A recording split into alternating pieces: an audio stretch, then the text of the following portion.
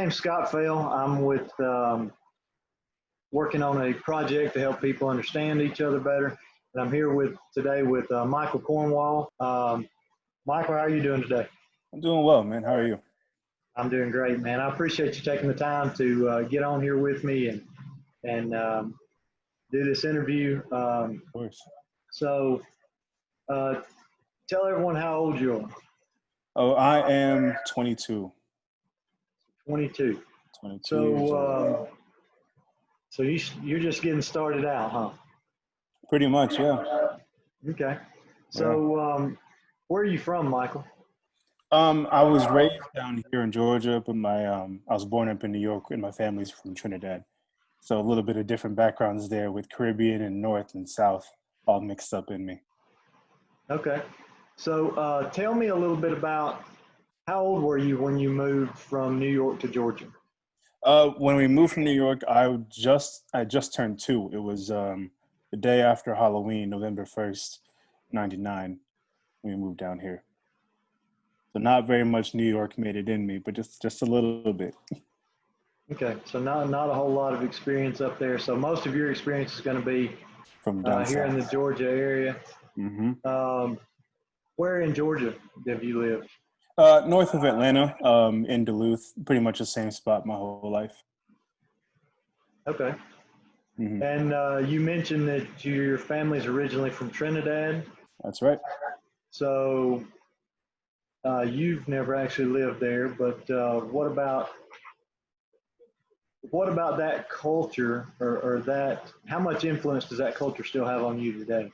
Oh man, a lot, I'd say, from some of my mannerisms to some of the way I say some words to the music that really influences me and impacts me today.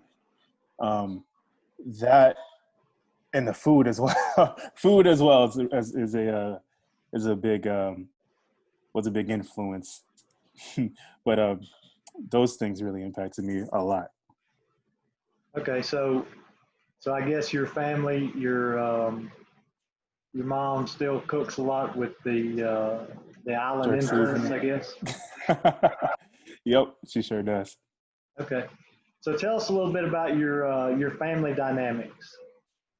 Family dynamics. So mom, dad have always been in the picture. Very healthy marriage. I have one brother, and currently only have one remaining grandma, but she is absolutely amazing. And Mom and dad have always been very, very present and very involved in my life. My brother and I, we get along really well. Of course, we had a sibling rivalry growing up, but now that we're older, we get along really well. Okay, and so your grandmother currently lives with your parents, right? Did she That's live correct. with your parents throughout you growing up? No, she moved in at the end of 2012, in December of 2012, which was that was 5 or 6 years after my grandfather, her husband, passed away.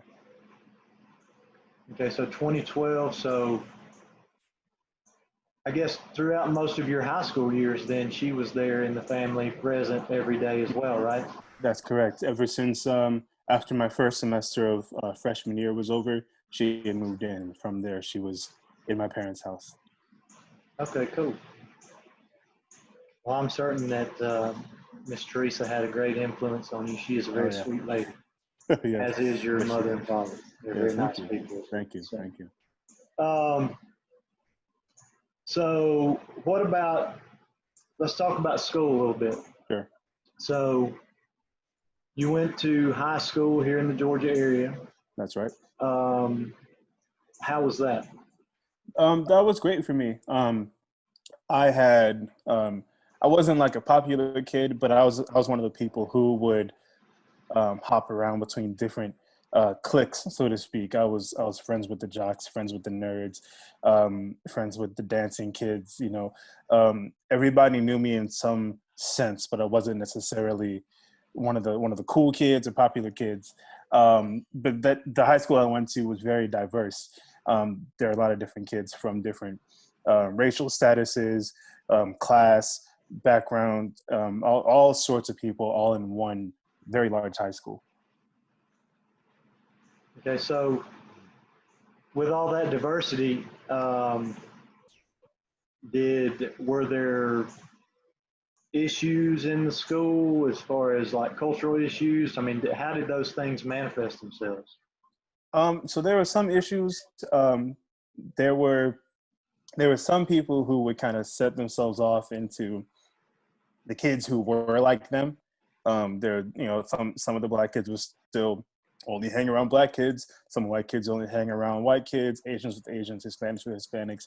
And it never got to the point though where anybody was, to my knowledge, there were no large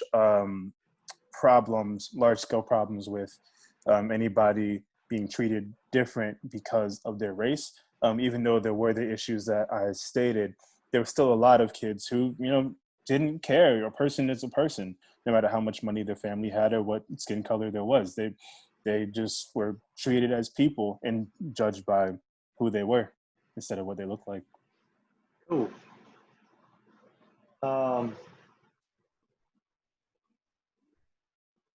So what do you do now? Yeah, I'm sorry, go ahead. Now I do a few things. I'm a photographer. I work production at a few different churches, and I also do video on the side.